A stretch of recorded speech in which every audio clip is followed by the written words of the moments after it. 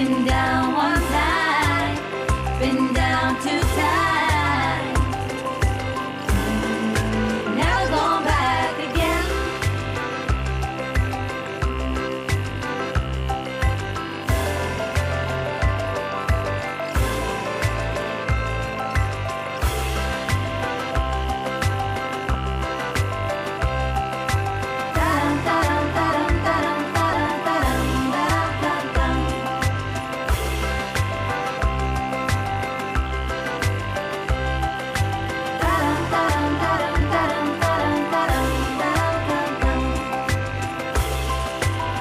Been down one time, been down two times, never going back again. Don't know what it means to win.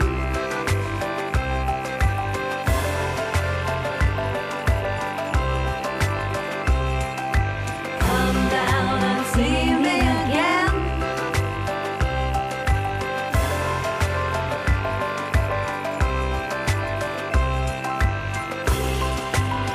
Been down one time, been down two times,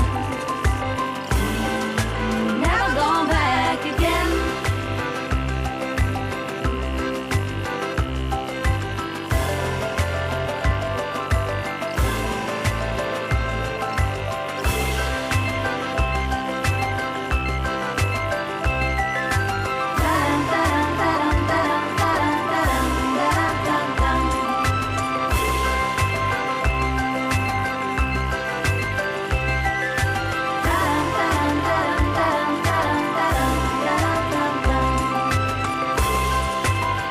Been down one time, been down two times, never going back again.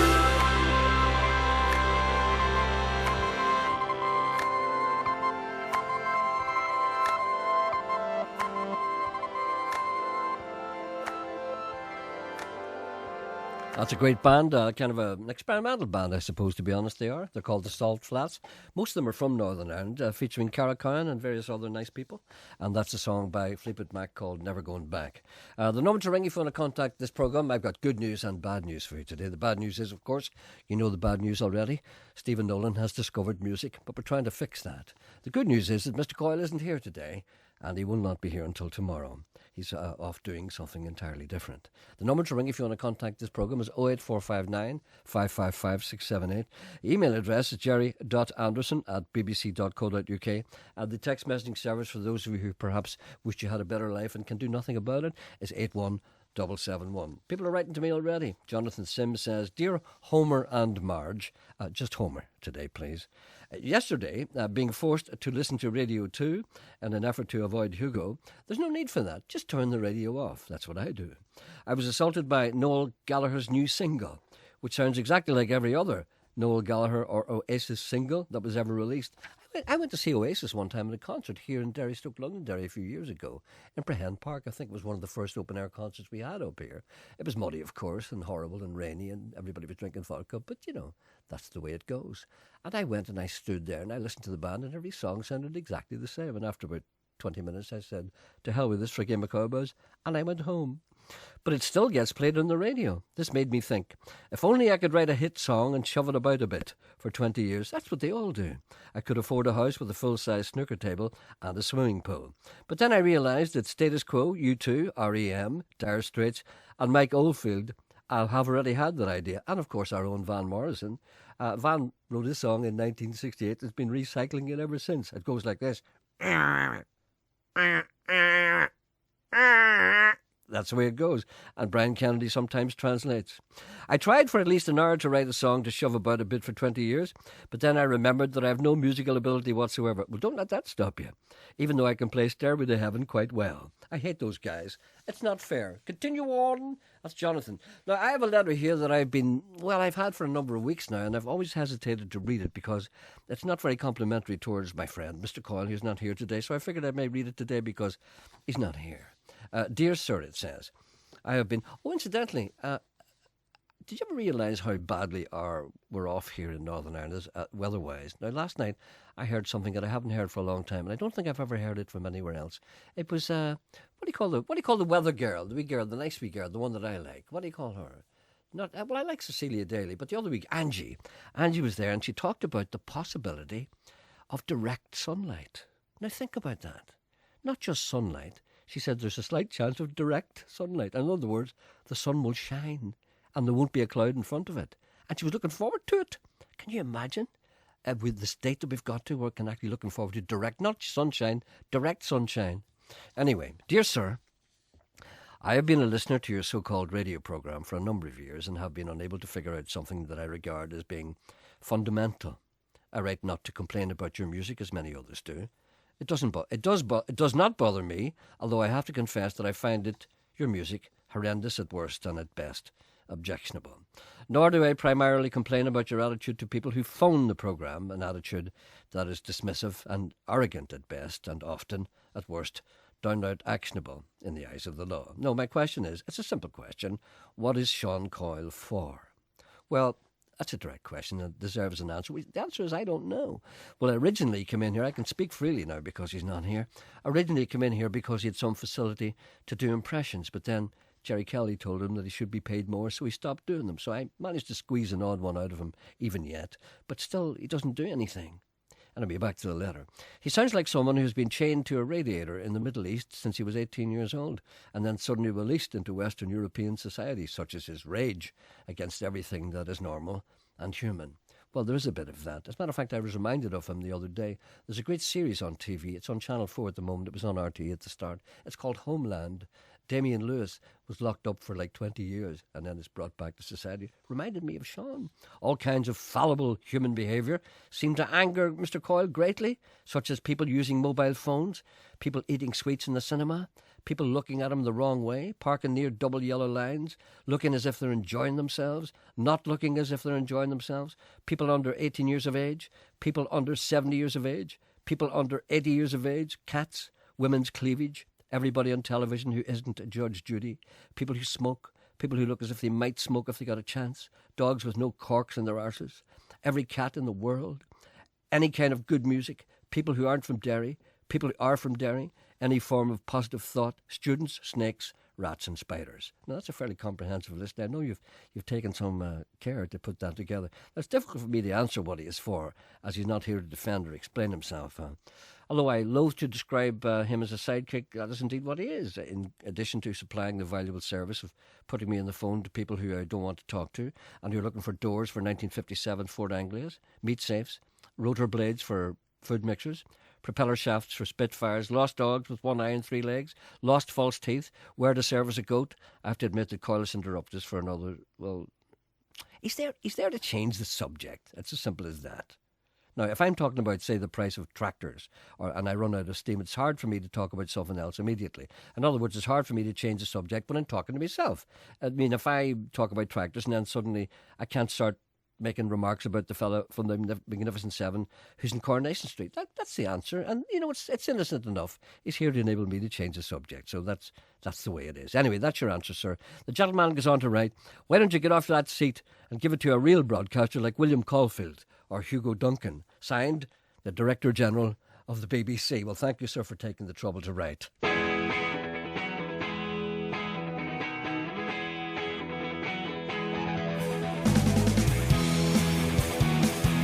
Now, I have no idea who this is, but it's a song about John Wayne, and I kind of like it. Maybe if you know who it is, you'll tell me. Somewhere across town at a payphone stall, got my keys and you say you're gonna see it all. Speeding to the scene like a movie with John Wayne. I'm hoping still.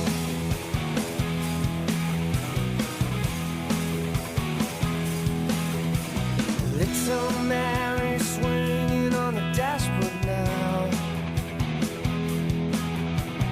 Got to get there before she does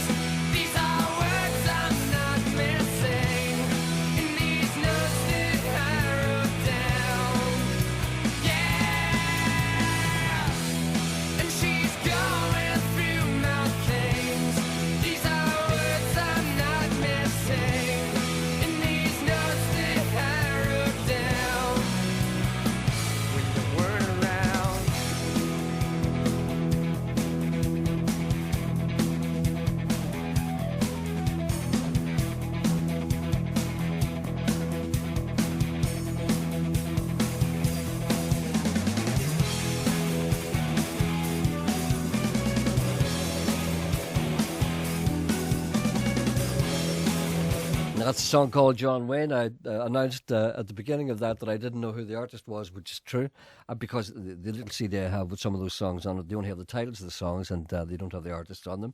I'm told it's a fella called, or a band called Stumpy Brennan. I don't know if that's true or not. Sounds like a Flann O'Brien character, but maybe it is. If it is Stumpy Brennan, let me know. I need a second source. Emer is on the line. Good morning, Emer. Morning, Gerry. How are you? I'm all right, thanks. You're involved in some kind of language kind of difficulty. What is this? No, it's not a difficulty at all. It's an event which we're organising. I work for an Irish language group based in Castlewellan area. We're organising an event to kick off Seacht na Gaeilge, or Irish Language Week, and it's a really exciting, eclectic kind of event in which we're celebrating the links between Irish and Ulster Scots.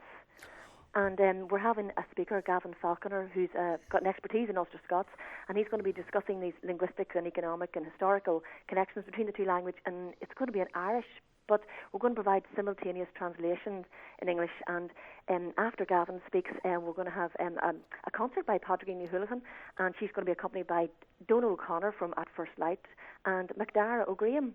And where is this going to be? It's going to be held in the Lodge, which is in the Dublin Road in Castlewellan, on Saturday night at 8 o'clock. This Saturday night? Yeah, and it's £6 in. The links between Irish and Ulster Scots? That's right, yeah. And it'll be in Irish? That talk's going to be in Irish, so Gavin's going to present that talk in Irish, with simultaneous translations going to be provided on the night. That sounds complicated. I remember a friend of mine in Dublin one time telling me, a guy I used to play in a band with, he told me that he was sent to the Gaeltacht once when he was a child, and he said he learnt French in Irish. Wow. And he couldn't speak Irish either. In other words, he couldn't speak Irish, but he was taught French and Irish. He said it confused and scrambled his brain for about 10 years. He could never think straight after it. Can you imagine having to learn... I mean, could you imagine that? Can you learning a French in Irish? Can you imagine that? Actually, that does happen. We've got a bund school here in which the kids do learn French through Irish, yeah. I can't get my head around that. I mean, they would need to be absolute fluent speakers in Irish, though. I mean, can you actually learn French through a language that you don't really speak all that well? I'm putting you. Immersion, don't they? I'm putting you on the spot here. But you know, I'm very interested in that because there's not much of a difference really when you think about it to the approach when you think about the Irish language and Ulster Scots. Now, I always think of my old uncles in Donegal. Yeah. You see, my grandmother spoke Irish. You see, not as a first language, but she spoke it very well because her mother had spoken it. Do you know what I mean? Yes. And she would speak it every now and again, but it wasn't her native language, but her mother spoke it. Her mother was a native Irish speaker, but I suppose she was as well. And I remember that. And see, most people in Donegal and in Northern Ireland, of course, they learnt what English they speak many years ago from Scottish people, from Scottish planters, basically. So what we all speak a form of Ulster Scots, whether it's Irish or indeed English. So when it's not only Protestants speak Ulster Scots, most Catholics do as well, because their ancestors learnt Irish from Scottish people. Would you agree with that, or is that stupid? No, I completely agree with that, Gerry, and that's I think that was kind of what that notion was, what kind of underpins the whole night. That in fact there's like an intermix, a really interesting and exciting, if you can look at it in that perspective, and I think it should be looked at in that perspective, nexus between the two languages, which I think you're right, we all speak to some degree a bit of both. We all do, yeah. We all say dander and scunder and stuff like that. Yeah. And do you know another thing? I was doing a wee bit of research the other day. I was writing something, and I came across this Ulster Scots dictionary, and a lot of people, well, I suppose they give Ulster Scots speakers a hard time because they say there's not a real language, there's only a dialect. And the jury is out on that. I think it's probably just a dialect. But you see, people are calling it a language. And that's okay if they do that. There's nothing wrong with that. But I was looking at this dictionary, and I remember looking at it and saying to myself, now this does the language no favours, because I looked at some of the definitions. Now, definition of... I came across this. Now, I wasn't looking for this. I just came across this as an example. Tights. A pair of ladies' tights. Do you know what that is in Ulster Scots? I don't know that, no. Stockings with an arse. Now, and also I came across another one. It was a word which we do not mention here, but what it basically is an illegitimate male child. And the Ulster Scots term for that is chap by chance. Now, is this genuine or is this a joke? You're not an expert, I know, but would that be possible, that would be the terms? Well, unfortunately, I'm not an expert. Hopefully I have a slightly bigger expertise after Saturday night, and I will ask. Will you ask somebody? Falconer and get back to you. Who's that again? Dan Falconer? No, Gavin Falconer. Gavin Falconer. The presentation. I want you to ask him if the Ulster Scots term for a woman's tights is stockings with an arse, and if an illegitimate boy child is really called a chap by chance. And I want you to ring back here on Monday and let me know. I absolutely absolutely will. Because I need to find out. Okay. So that's on Saturday night, you say. Tell me again. That's right. So it's this Saturday in the Lodge in Castlewellan, County Down, and it starts at 8 o'clock and it's £6 at the door. Okay, thank you very much. That's all. Thank you, Gerry. All the best. Bye. Bye. Bye-bye. Bye. A lady has called to say that she has lost her mobile phone in Derry, Stoke Londonderry. The last time it was seen was in William Street, where my father was born, yesterday. She has called in and it's ringing, but no one is answering. That's because it's lost. Hello, good morning. Oh, sorry, there's someone on the other line. Hello, good morning. Hello, Gerry. Yes, who's that? It's Pat Fern here, Gerry. Oh, Pat, how are you? Well, sun's shining in Ballygassoon. Listen, I was talking to you the other day and you were reciting me a Gerry, few... I've got the same problem as I had the last time I was talking to you. I can barely hear you. Can you hear me? I can hear you okay. It's just this desk here. I know. Previously you sound as if you're at the bottom of a well, but now you sound as if you're at the bottom of a well and there's been a hive of bees put in me. No, they fixed it now. I just sound as if I'm talking into a bucket now. Whereas before I used to sound as if I was the bottom of a well. You see, the receptacle is getting Gerry, smaller. The reason I was calling you back, I was hoping you invited me to give you a bit more of Johnny McEldew on a previous occasion, and I didn't hear you because the line was so bad. Yeah, I was hoping that you would take the rest of it. I have the rest of it here, including a contribution from a man that rung me through to give me the missing words. Right, so I want to hear the entire Johnny McEldew. Is it very long? How long will it take you? At times, Jerry, it takes just under 2 minutes. That's perfect with me. Is that all right? And tell me who wrote this poem. Well, now, here's where the crack's going to start. Tommy Macom, he was behind putting it out by the Clancy's where it was first recorded. Yes. And he put out that it was his song. But he never copyrighted, and Tommy copyrighted all this stuff, apparently. The Rogue, yes. And it now would appear that, it is a traditional song, and maybe Tommy took it and, and changed it about a bit, the way they did. Tommy took it. In the process, it's been changed a whole lot of times, including, actually, I just come across the benefits of the internet. I come across a great reference to, it may have been rather than a Tommy Macom Armagh song, it might be a Tyrone song. Up Tyrone. Here we go again. Give us a crack at it because, then. This internet's a great thing. There's a thing called Mudcat, and I was put onto it. Somebody called Don, who played in a Marie Jones play called The Blind Fiddler. Oh, yes. He had a version of it. And this is, this is through this Mudcat thing. I don't know whether it's, but Don says anyway that the version that he has, which is different than the version that I have, or slightly different, he got it from a musician in Tyrone. Well, is yours the unexpurgated version? Is yours the... No, what we see, Don's version, looking at it, it looks like it might have been changed for to suit the audience, maybe to suit the play. Or not to offend people. But the version I have here for you is what he called it. It's slightly expurgated for what he calls. Are you going to offend people? No. Ach, that's a shame. All right, then go ahead. It's called Johnny McEldew. Okay. And Tommy Macom used to introduce this as a talking blues. Go ahead. The only Irish talking blues in existence. The only Irish talking blues. That's it. I'll get myself here because it takes a bit of breath. I understand. Johnny McEldew. Oh my God, what do you call it? I've got her. Take as much time as you like. It's not easy. What do you call it? I'll go back up to the start here. All right. Because I haven't got the words of it in my head yet. There was Johnny McEldew and McGee and me and a couple of 2 or 3 went on the spree one day. We had the bob or two, which we knew how to blew, and the beer and whiskey flew, and we all felt gay. We visited McCann's, McLemon's, Humpty Dan's. We went in Swans, our stomachs for the pack. We ordered up a feed, which indeed we did need, and we finished it with speed, but we still fell slack. Johnny McEldew turned red, white and blue when a plate of Irish stew he soon put out of sight. He shouted out encore with a roar for some more that he never felt before, such a keen appetite. He ordered eggs and ham, bread and jam, what a cram, but him we couldn't ram, though we tried our level best. For everything we brought, cold or hot, mattered not, it went down him like a shot, and he still stood the test. He swallowed tripe and lard by the yard, we got scared. We thought it would go hard when the waiter brought the bill. We told him to gore, but he swore he could lower twice as much again and more before he had his fill. He nearly supped the trough Oh my God, I've lost it. So you're doing okay. Don't give up now. I pushed the button. You're nearly at the end. Go on, keep Hold on going. a second, Gerry, to get her back. This is you're not being able to rely on your memory. That's what's wrong with these computers. I can't hear you. Hold on. Hold on. Have you lost Push her? the wrong button. Have you lost her? Have you lost her? We might have to He push. swallowed tripe and lard by the yard. We got scared. We thought it would go hard when the waiter brought the bill. We told him to give o'er, but he swore he could lower twice as much again and more before he had his fill. He nearly supped a trough of broth, said McGrath.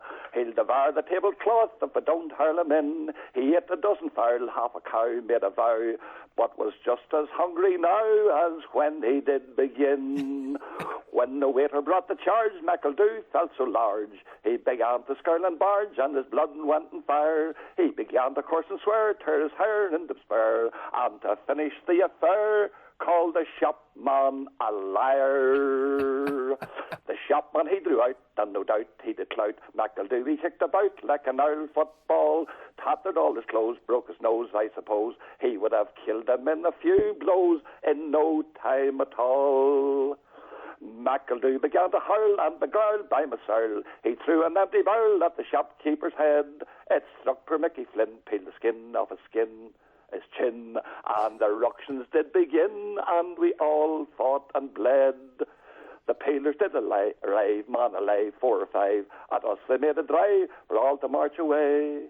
We paid for all the meat that we ate, stood a treat, and went home to reminisce on the spree that day. You made a fair fist of that. That's good. Well, I didn't make a fair fist, but I made a hymns with it, Gerry. No, you did well. That's not an easy thing. To do it with trying to juggle with buttons that I'm not used to. Would somebody tell me if Christy Moore recorded that? Because I think he did. Say again, Gerry. Would somebody tell me if Christy Moore recorded that? Because I think he did. I don't know. What he called. I know there's been various versions. The Clancy recorded various times, and the Corries, according to the information I have here, recorded. But I don't know if Christy recorded it. Would be Christy's sort of a song. I think so. If he didn't, he should. Okay, Pat. Thank you very much indeed. Thank you. Thank you. Here's a band who'll be playing live on this programme on Friday. The Answer.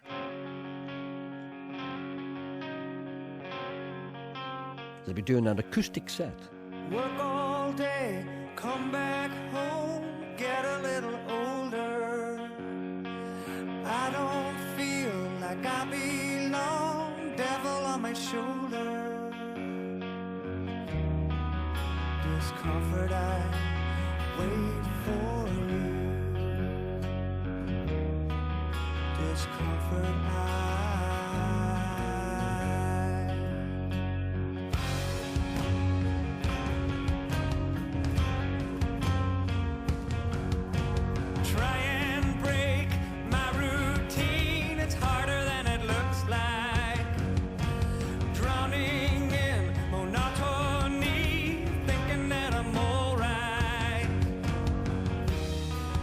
discomfort, I wait for you. Discomfort,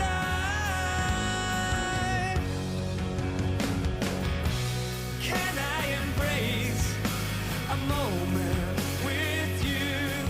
Can I embrace a moment with you? I miss my on 92 to 95 FM and 1341 medium wave. This is BBC Radio Ulster. The BBC News at 11 o'clock. I'm Jenny Lowry. A Belfast man said to have the largest collection of the most extreme child pornography to come before a court in the UK has been jailed for 2 years. Barry James Shaw, who's 31 and with an address at Balfour Avenue, admitted having more than 900 Category 4 images and 96 Category 5, which is considered the most severe. Shaw will also spend 3 years on probation for downloading and distributing the pornographic images of children. The public inquiry into the deaths of 5 children in hospitals here has been adjourned for the second time in just over a week. The inquiry was set up in 2004 but held its first public hearing 9 days ago when it was adjourned because of new evidence. Some of the families are said to be angry at this latest setback. Our health correspondent Mary-Louise Connolly has the details. This is another setback for the families of the 5 children. The first to die was Adam Strahan in 1995. The common thread between them is a condition called hyponatremia, which results in a low level of sodium in the bloodstream caused by the wrong amount of fluid being given. After being adjourned last November, the inquiry was finally to get underway on the 20th of February this year. But after several hours, that meeting was adjourned after an expert produced new evidence questioning if Adam Strahan actually died from hyponatremia. After meeting in England to discuss this new evidence, the legal teams have decided they still need more time. At this stage, the inquiry is to begin on Monday the 26th of March. A teenager has been shot in the leg in North Belfast. The 18-year-old was approached by a group of people at Spamount Street in the New Lodge district just before 8 o'clock last night and shot in the lower leg. A 22-year-old man's been arrested following a police chase on the outskirts of West Belfast. The pursuit began on the Colin Glen Road shortly after 6:30 this morning. A similar vehicle had earlier been reported stolen in South Belfast. The car eventually stopped in Woodside Drive and the driver ran off. Sport now with Nikki Gregg. We start with rugby. The France coach Philippe Saint-André has made 2 changes to his side for this weekend's Six Nations clash against Ireland in Paris. Clément Poitrenaud takes over at full-back in place of the injured Maxime Médard, with Julien Bonner coming into the back row. Defender Gareth McCauley says a win in this evening's friendly against Norway would give Northern Ireland's players a much-needed lift. The game at Windsor Park marks Michael O'Neill's first match in charge. And Derek Chisora's promoter Frank Warren has branded the World Boxing Council's decision to ban his fighter indefinitely as outrageous. Warren's accused the organisation of failing to go through a full disciplinary process in punishing Chisora for his behaviour before and after the heavyweight title fight with Vitaly Klitschko. And now the weather with Cecilia Daly. Pleasantly mild today again, with plenty of cloud filling up the sky. There may be a few spots of drizzle here and there, especially in hilly areas, but most of the time it will be dry and it should brighten a little too. Brief flickers of sunshine in favoured spots, mainly the east and towards the north coast. Temperatures mostly between 12 and 14 Celsius. Mild again tonight, but also damp and drizzly. BBC News. BBC Radio Ulster. Travel news. In Belfast, part of the Upper Springfield Road is down to 1 lane between the Mona Bypass and Hannistown Hill because of structural damage. Temporary traffic lights are in place. In Lisburn, the Limehill Road is closed at its junction with the Balnahinch Road for emergency repair work. And in Banbridge, the A50 Catesbridge Road is closed between Castlevenon Road and Ballyroney Road, and delays of half an hour can be expected on the diversion route. Aileen Moyna reporting. Travel news on BBC Radio Ulster. On Talkback with Wendy Austin today, some former IRA men along the border are racked with guilt about their past deeds. That's what a South Armagh community worker tells us. Do you feel sorry for them? Should the relics of the Titanic be auctioned off, or should they go back to the families, especially in this centenary year? Also today, a new report says we need to start treating the elderly in hospitals and care homes with more dignity. Stop calling them old dears is the first thing we could do, and recruit staff for their compassion. There's a thought. And is it ever okay for a woman to pop the question, even in a leap year? You can tell me in Talkback at 12. Yeah, this is February 29th, of course, the day that people can ask their boyfriends if they want to marry them. Women can, of course. Oh, some complaints here. Oh, I'll deal with those later. There are so many of them.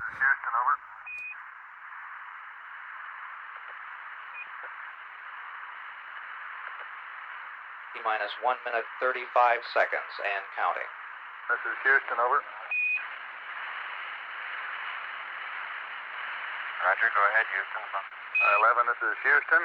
You are go for LOI, over. Roger, go for LOI. T minus 10, 9, 8, 7, 6, 5, 4, 3, 2, 1, 0. Ignition. Liftoff. Liftoff. Liftoff. Yes. That's what I call an intro. Yes, sir. T minus 1 minute.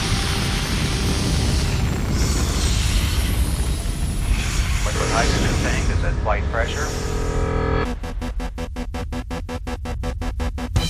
T-minus 1 minute mark and counting. The firing system for the sound suppression water will be armed in just a couple seconds from now. It has been armed. Standing there alone. The ship is waiting. All systems are go. Are you sure? Control is not convinced, but the computer has the evidence. No need to abort. The countdown starts. Watching in a trance, the crew is certain. Nothing left to chance. All is working, trying to relax. Up in the capsule, send me up a drink, jokes Major Tom. The count goes on. 4, 3, 2, 1. Earth below us, drifting, falling, floating, weightless, calling, calling, home.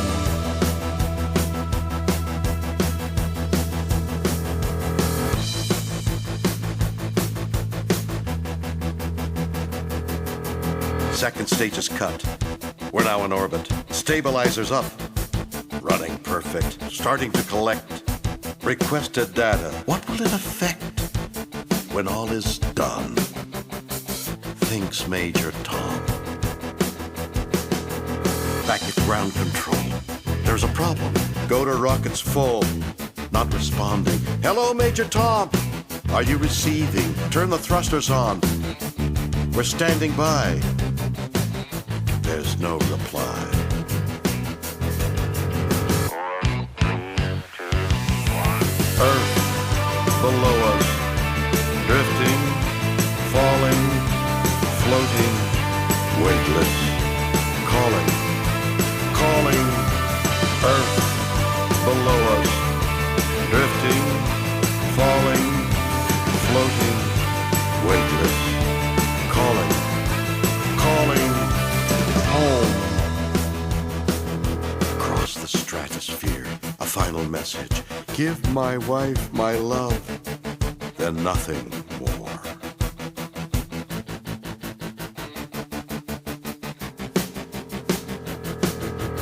Far beneath the ship, the world is mourning. They don't realize he's alive. No one understands, but Major Tom sees now that life commands. This is my home. I'm coming home. 4, 3, 2, 1. Earth below us, drifting, falling, floating, weightless, calling, calling. Earth below us, drifting, falling, floating, weightless, calling, calling. Earth below us, drifting, falling, floating, weightless, calling, calling, home.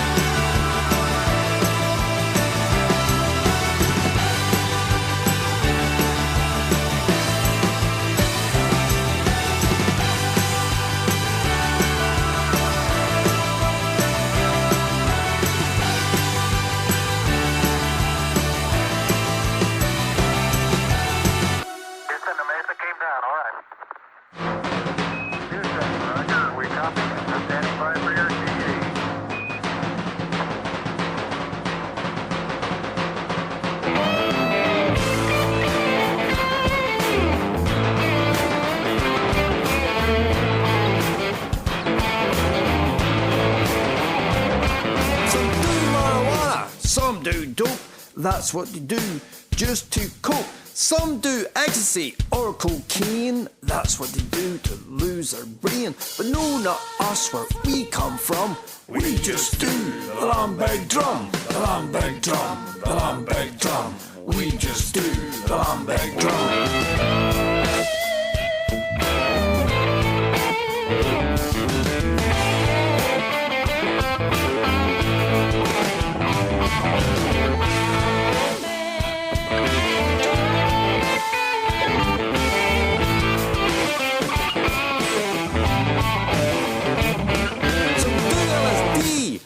they're facts, hallucinations just for kicks. Some do tubs to get up high, and some do jobs to reach the sky. But no, not us, we come from. We just do the long-beg drum, the long-beg drum, the long-beg drum. We just do the long-beg drum.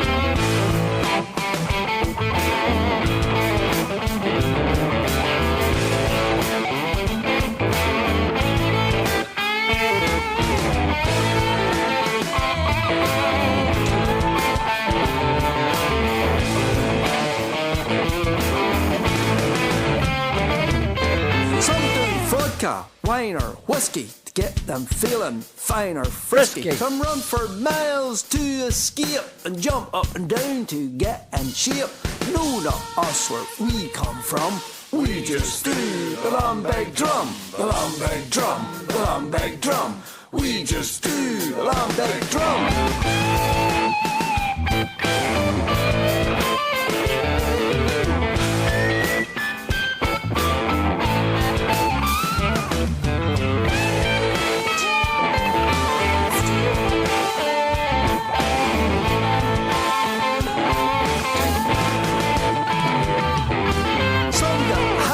Levitation, do transcendental meditation. Some zoom off in rocket ships and round the orbit do their trips. But no, not us where we come from. We just do the long-beg drum, the long-beg drum, the long-beg drum. We just do the long-beg drum.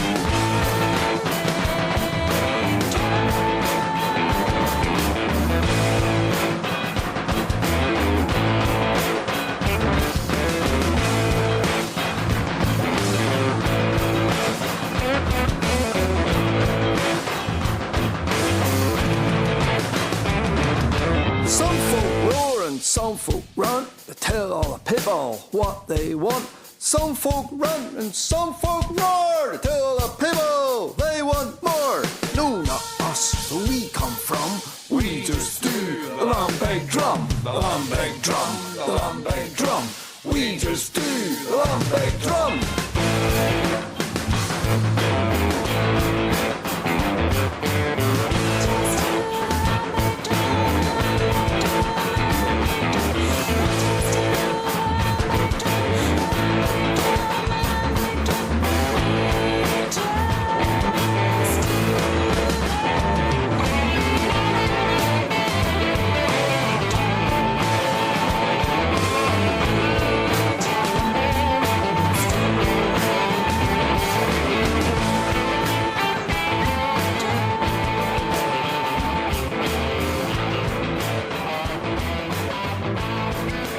Well, that's two songs you don't hear every day. The first one was, of course, Major Tom Coming Home from William Shatner's album, Captain Kirk, of course, which is called Seeking Major Tom, which is an abomination in front of the Lord, but should be bought for all people.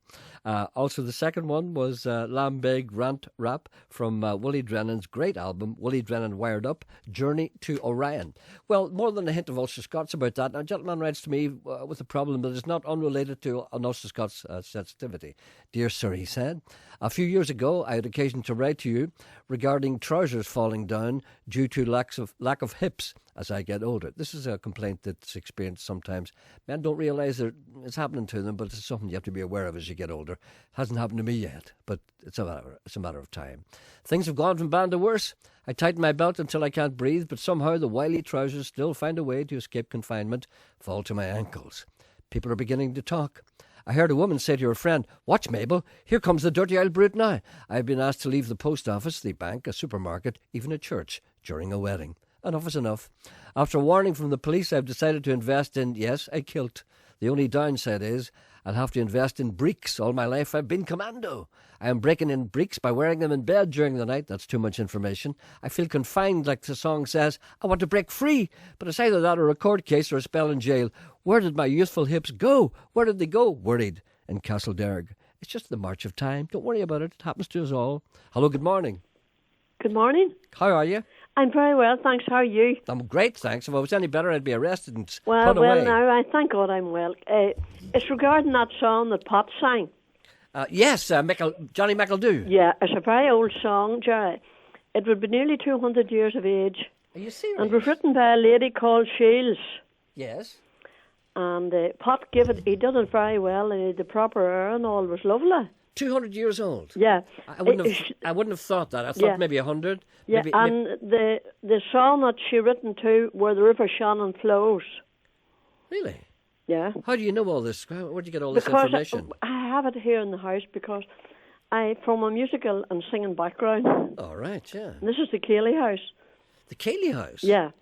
You're in the Cayley House? Yeah, I live here. This is my home. Well, what is the Cayley House? Tell me It's what that... traditional music, and all sorts of musicians get together once a month.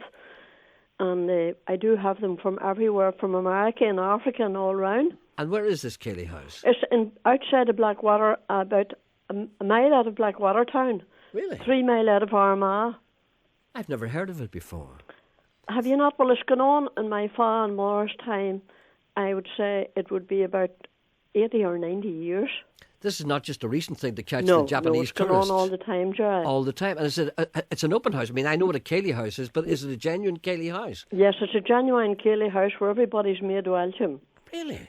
Yeah, tradition, singing and music, and some great musicians. I had Pierce McKenna. Do you know Pierce? I don't actually know. He was an All-Ireland accordion player. Good man. And I had Paddy Scott from Derry. He won the score. Yes, I've heard of him. Yes. Very, very good. Would it be a place you get it? Would it be a place you get an egg and onion sandwich? Yes, you would. It's one thing. I make them tea often. Would you get a drop of the crater? Well, I don't know. What would happen if you brought a drop of the crater? You can drink away at it, certainly, as long as you bring it yourself. And do you push back the dresser? Yes, I take the doors off, Gerry, honestly. And you bring more porter in for the woman in the bed? Yeah, and then... I remember hearing somebody say that one. Push back that dresser and bring more porter in for the woman in the bed. Well, that's right. Well, anyhow, Gerry, maybe you'll call sometime. Well, listen, tell me more about it. Tell me exactly where it is again. It's down the Blackwater Town Road. Do you know the sign for Tullygunnigan? Not offhand, no.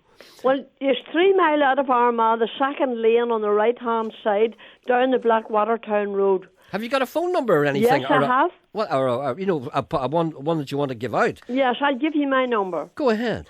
It's 548... Yes?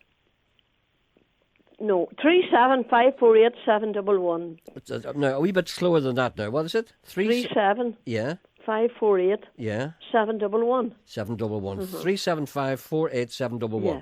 Now, people can... And I suppose there'd be some kind of charge to get in. Would there be a nominal charge? No. And free? I didn't like to ask you if it was free because I assumed there would be some charge. No, there's no charge. It's all just voluntary. And we do a lot for charity.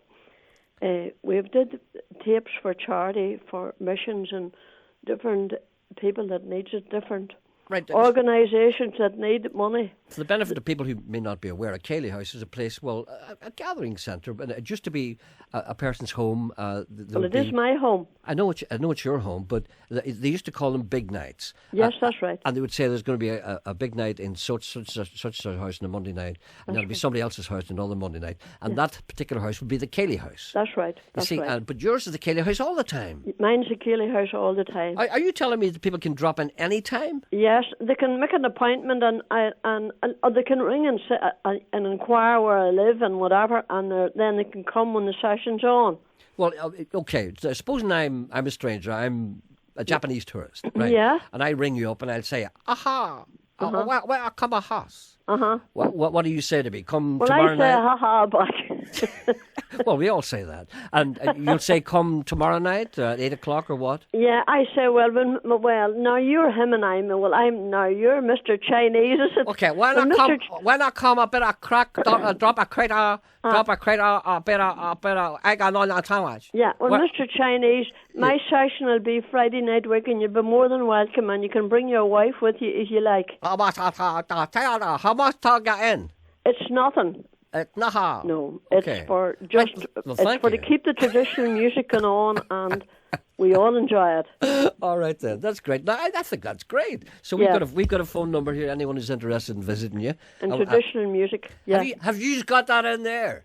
375. See, I can trust these people now that Sean's away. They're very good. Is Sean there today? He's not there today. Where is he? Well, alas, he's gone off to a funeral of a relative. Oh, super. He's way down in Belfast or somewhere like that. Oh, But it's great when he's not here because I can trust him because he makes them do bad things to me. Yeah. And there's two. Eve is here and Janet is here, and you can talk to them when he's not there. He's a disruptive influence. Yeah. He makes them bad. And he makes them hate me. Yeah, well, anyhow, your programme's very good, Gerry. Thank you. You see that there? You nearly called me Sean. Did you see that? Yeah, I did. That's the danger of it.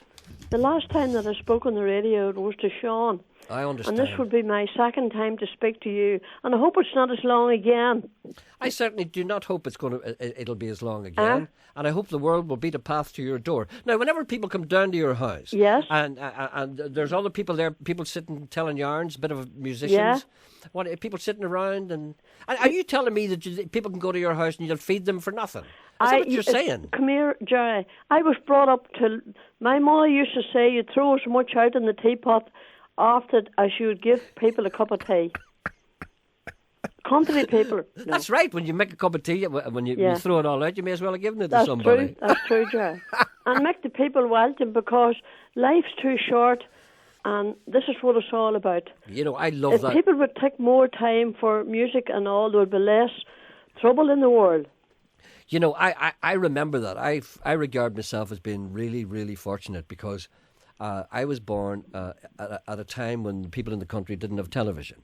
Yeah. And I remember, it's one thing I always remember. I always remember this, and I hope I haven't talked about this before, but I always remember walking with my mother down the fields. We lived in this farm, we stayed in this farmhouse, my mother's house, outside Buncrana, County Donegal. Yeah. And I remember we were going down to a Cayley house, like yours, yes, to a big night, and it was way down beside the road. And we walked down the fields, and I remember she was holding me by the hand, right? And do you know the way the sky used to be, just like a big sea of stars? Yes, And it was during the summer, and the lovely smell, and I could hear the music in the distance. And the closer we got to it, the louder it came. And then we walked in the door, and there was people dancing and fiddles and everything. I'll never, ever forget that as long as I live. Well, that's the way my house is. Oh, it's the most wonderful. And the smell of the turf fire. Yeah, I have turf too. There's a fella from Tyrone brings me turf. He brings them up to the sessions. Very kind of him. It's real turf, not that old peat briquettes or nothing like that. No, the real turf. He gets them. He has them. He has a bog in Donegal. Well, many's a man has a bog in Donegal. There's one in nearly every house. I know what you mean. Anyhow, Gerry, listen. Did you ever hear tell of the Mayflower? The ship? The Mayflower. No, I heard the of it. custom that putting the Mayflowers round the doors and the windows. No, I don't know too much about that. Tell me about that. Well, they do that. They used to do that on the May Eve. Yes, okay. It was to ward off fairies. Do you believe in the fairies? Oh, well, I've met plenty of them. No, I don't believe in them all that much, no. Although we no, had a neither do I, but it was an old tradition in Ireland when they did. I think it's a pagan tradition. We had a fairy tree down in our field and nobody was allowed to get near it. That's right, you're not allowed to. Absolutely not. Yeah. And anybody who would bulldoze that would die within a week. That's true. They're the little people. All right, the little people. Well, there's plenty of those about. Hugo, So, anyway, stop that. Listen, lovely to talk to you. Gerry, lovely to talk to you and keep in touch. I've got your number. Anybody's interested in going down to see you. And you keep in touch. I certainly will. All right, Gerry. Bye-bye. Bye, God bless you. God bless you. What a lovely woman. That's a woman from the past. Far too few of those about. Ring her up, 375-48711. She'll give you an egg and onion sandwich for nothing and a drop of the crater. A man walks down the street, he says, why am I soft in the middle now? Why am I soft in the middle? The rest of my life is so hard. I need a photo opportunity. I want a shot at redemption. Don't want to end up a cartoon in a cartoon graveyard. Bone digger, dogs in the moonlight. Far away, my well-lit door. Mr. Beer Melly, get these mutts away from me, I don't find this stuff amusing anymore. If you'll be my bodyguard, I can be your long-lost pal. I can call you Betty, and Betty, when you call me, you can call me out. A man walks down the street, he says, why am I short of attention? Got a short little span of attention, and oh, my nights are so long. Where's my wife and family? What if I die here? Who'll be my role model now that my role model is gone, gone? He ducked back down the alley with some roly-poly little bat-faced girl. All along, there were incidents and accidents, there were hints and allegations. If you'll be my bodyguard, I can be your long-lost pal. I can call you Daddy, and Daddy, when you call me, you can call me out, call me out.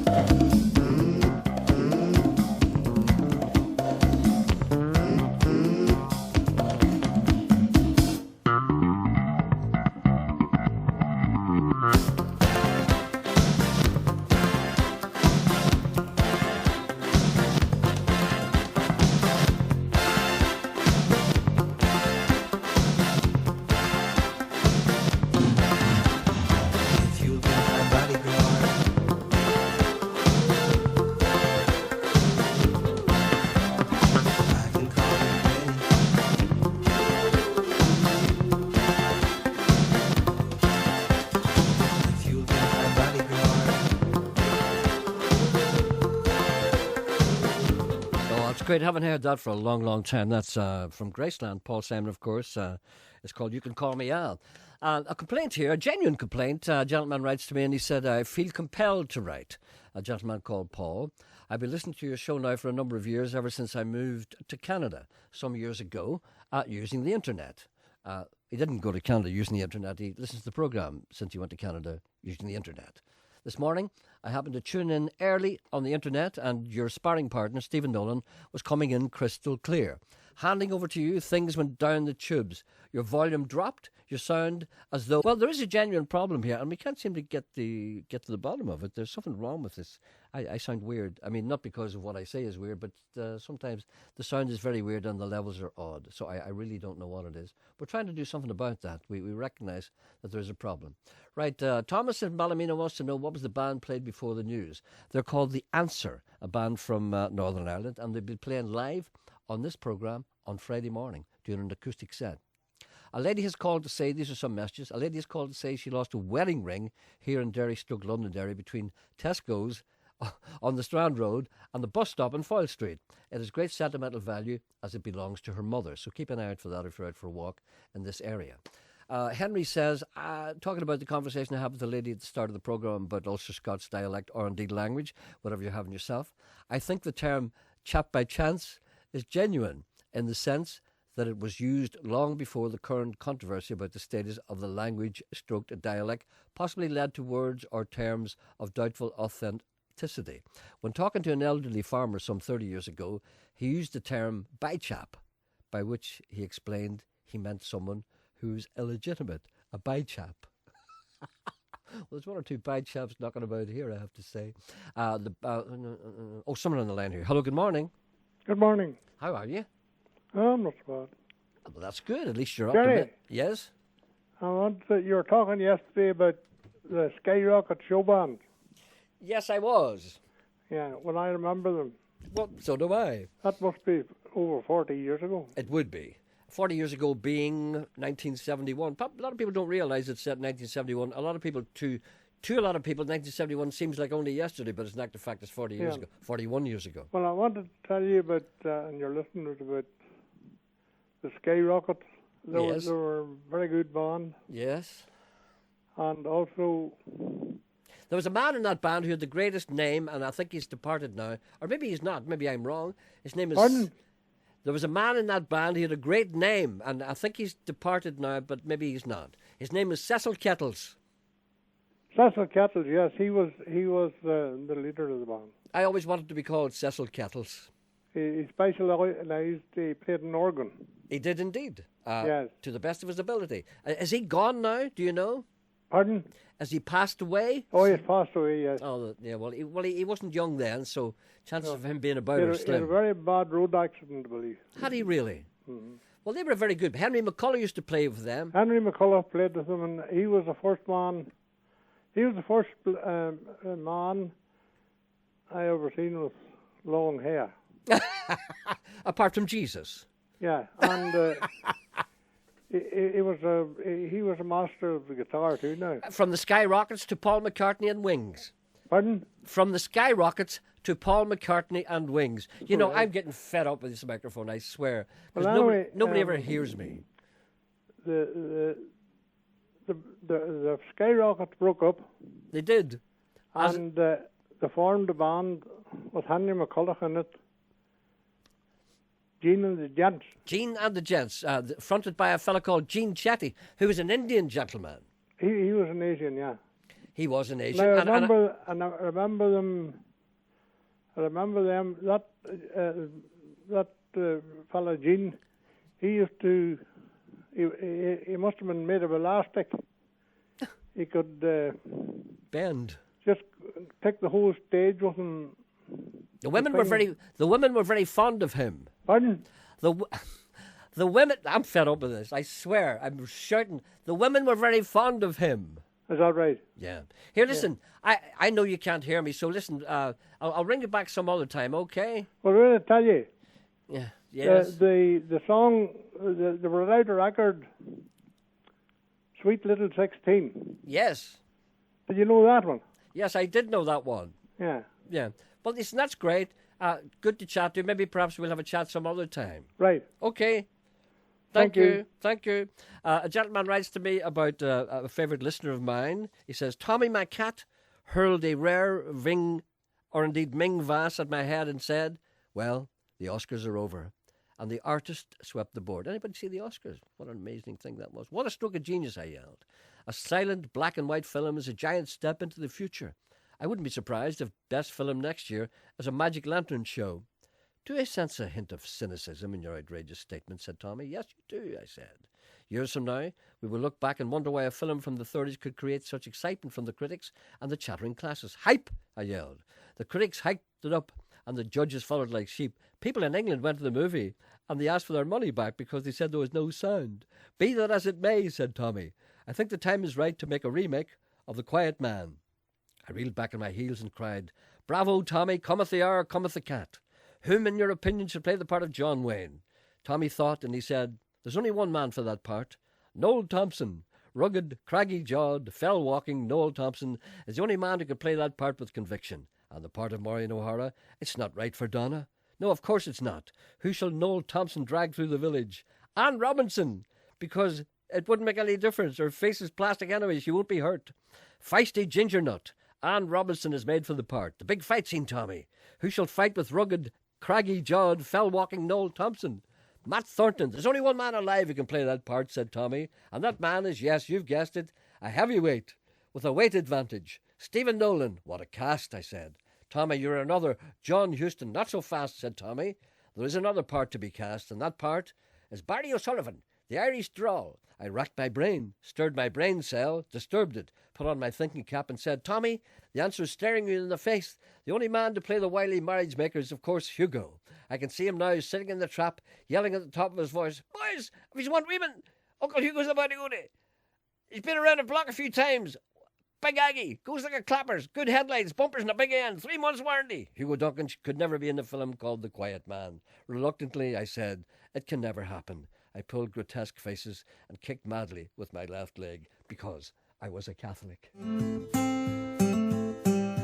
I love to see them straw dogs round my door, come sneaking round my skirt tail looking for more. If you ain't running from the past, you ain't making my heart beat fast, you ain't chugging your paycheck, and you ain't hugging on my neck. Well, I've been looking for trouble from the get. Them cowboys back where I come from won't quit. Cutting up tires on an oyster shell, siren screaming and it's running like hell. Mama's on the front porch staring him down. Ladies at the beauty shop coming unwell. If the Lord wants you, neither do I. I ain't got no time to waste my shine on a puppet with a clip-on tie. If the Lord wants you, neither do I. I hired that boy to cut my grass, nailed in a shingle but he couldn't get past. Staring at the bottom of his low-slung pants, he says he's gonna take me to the big buck dance. Well, if the Lord wants you, neither do I.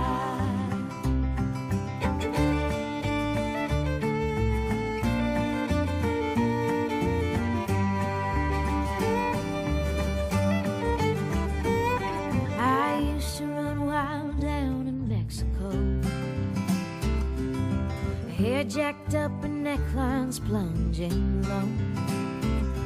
Some snake hip shirt rip giving me lip, rifling my purse and stealing my tips. There's something about a man can affect that lean, keeping his hat on yanked down me. If the Lord wants you, neither do I. Play born to lose and you light my fuse. I'm a sucker for a bald-faced lie. If the Lord wants you, neither do I. If the Lord wants you, neither do I.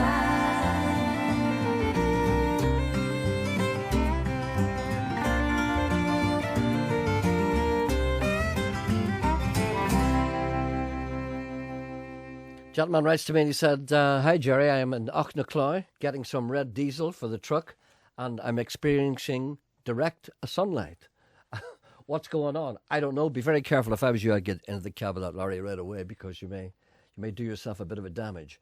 And Lee McElwain says, Pardon? Eh? What? Sorry? What are you saying? I can't hear you, Gerry. And another gentleman says, I've been asking you for ages to play Gay McIntyre, Shadow of Your Smile. Why don't you play it? Here it is.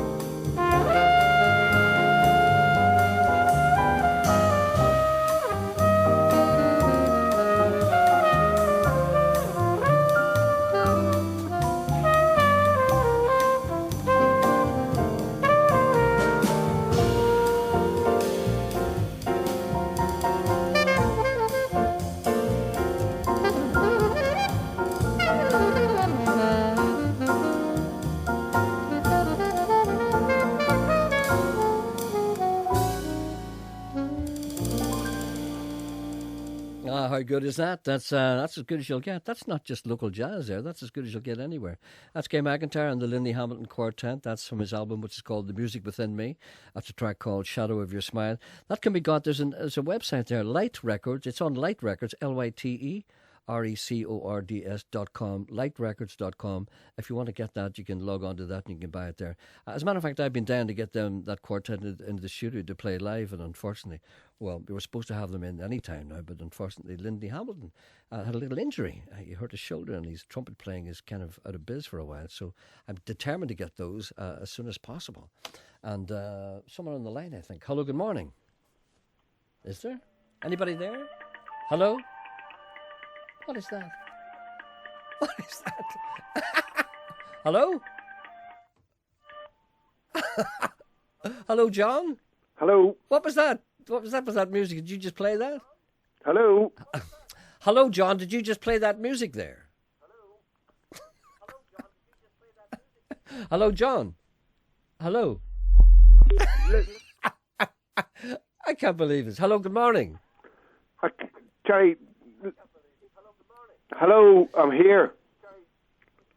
There's something weird happening. No, there's something weird happening. No, I can't deal with that. The echo is like 2 seconds. I don't mind an echo, but an echo of 2 seconds is just about too much, I have to say. I can't deal with that. Now, Neil Colgan says, as director of an amateur production in Strull Arts Centre, Omagh, I'm emailing you to seek your help.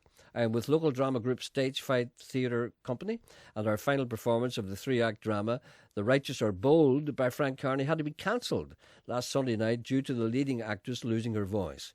We have managed to reschedule the performance for next Saturday, the 4th of March, and the same venue at 8 o'clock, and would be very grateful if you could help us alert the public to this by telling your listeners all about it. I will. I hope you can help us. There we are. So that's been transferred and cancelled last Sunday night, and due next Sunday, the 4th of March. Look at this. Seamus Heaney's writing to me again. He wants me to read this out. I suppose I am, as the man, or indeed the woman in the street might say, blessed. I am poet, and I know it. I stand apart from the crowd, all-seeing, all-knowing, protected from slings and arrows by the muse who is ever present, and a stout, heavy, woolen gansey, available from reputable stores and, indeed, if I may say, online. I have the ability to look at the mundane, the plain, and use words like scrimmage and scroop, and bring hope, without a dope, to the poor crater in a bar with an egg and onion sandwich, who is guided by my star. We are half starved, they cry. to such as I.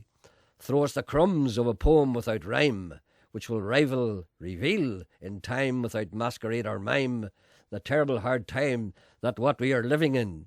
So here I go, heel to toe, but don't be amazed if you come out of it baffled and dazed. Cuttlefish, aye, jelly deals, lanky girls tottering in high heels, wearing practically nothing, monkeys dangling from their cages, Darwin's theory, turn the pages, calloused men who use the spade, the taste of lemonade, mossy ditches, torn breeches, pretty maids, a bunch of bitches, watch out, here comes gout, looking for a toe, crying children, women lying, submarines at dawn, the pain you get from toothache goes on and on and on, flying fish, wash out that dish, keep your pantry clean, if you meet a tramp, looking for a stamp, the snipe, give me the gripe, tally-ho, it's a fox, red-head matches don't wear watches, as they lie in their wee box, things that do, things that don't, things that sometimes you may rue, the braying of old Murphy's ass, George Harrison, all things much past.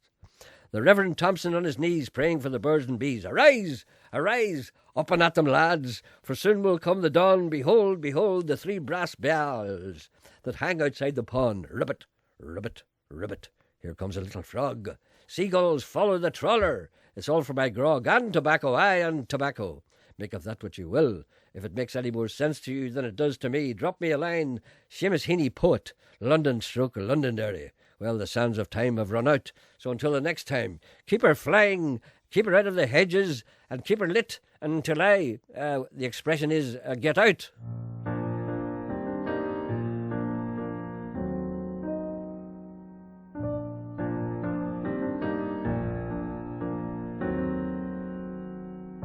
You're in love with him, he's got money, I ain't got none, but I'm funny.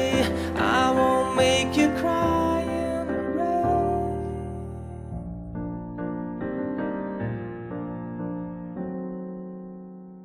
You're in love with him, he's good looking, he stands naked as he's cooking white powdered medicine for his pain. And I guess I'll take a blame for it all. Never should have left you alone. He fought 45 men in a war, and I can't remember the last time I swore, but I'd fight for you if you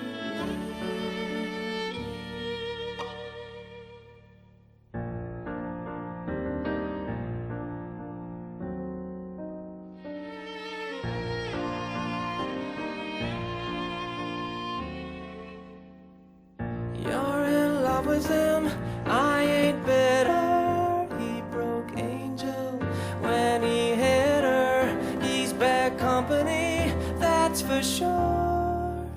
And I guess I'll take the blame for it all.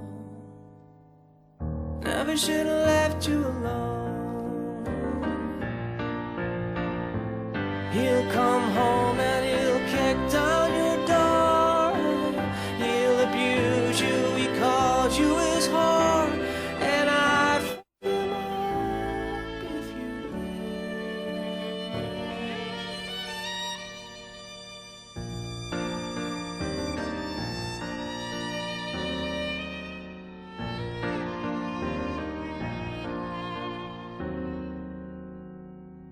You're in love with him, fact stays with me, eats my heart out, stole my empathy, earth, wind, fire, and the monster in me.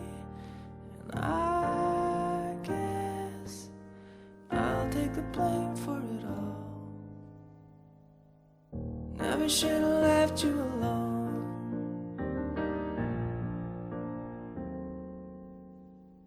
You're in love with him, oh. You're in love with him, oh. You're in love with him, oh.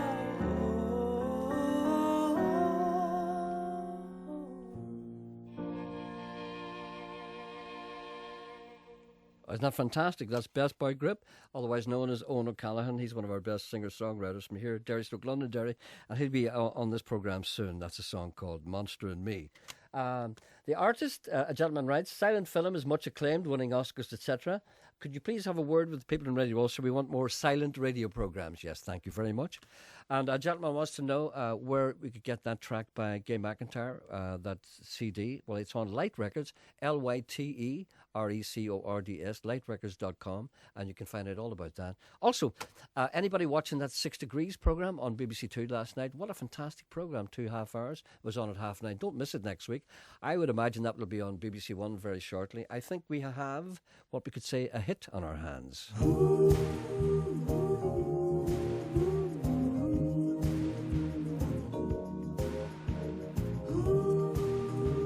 I want a part in it. I hereby declare that I want a part written for me. I want to appear as the old lecher who stands at the bar and talks to all the young girls. I'd be good at that. I've had a lot of experience and been rejected by students. Here's Paul Simon again, Train in the Distance. She was beautiful as southern skies the night he met her. She was married to someone. He was doggedly determined that he would get her. He was old, he was young. From time to time he'd tip his heart, but each time she withdrew. Everybody loves the sound of a train in the distance. Everybody thinks it's true. Everybody loves the sound of a train in the distance. Everybody thinks it's true.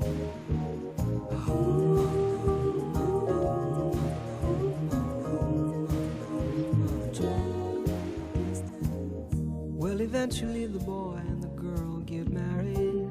Sure enough, they have a son. And though they both were occupied with the child she carried, disagreements had begun. And in a while it just fell apart. It wasn't hard to do. Everybody loves the sound of a train in the distance. Everybody thinks it's true. Everybody loves the sound of a train in the distance. Everybody thinks it's true. Two disappointed believers, two people playing the game. Negotiations and love songs are often mistaken for one and the same. And now the man and the woman, they remain in contact. Let us say it's for the child. With disagreements about the meaning of a marriage contract, conversations hard and wild. But from time to time, he just makes her laugh. She cooks a meal or two. Everybody loves the sound of a train in the distance. Everybody thinks it's true. Everybody loves the sound of a train in the distance. Everybody thinks it's true. What is the point of this story? What information pertains? The thought that life could be better is woven indelibly into our hearts and our brains. Like a train in the distance.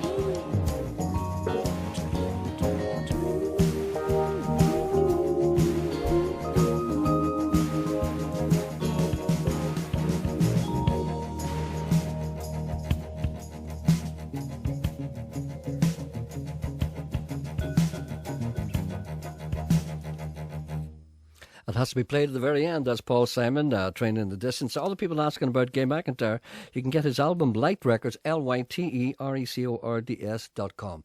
Back tomorrow at the same time. Goodbye.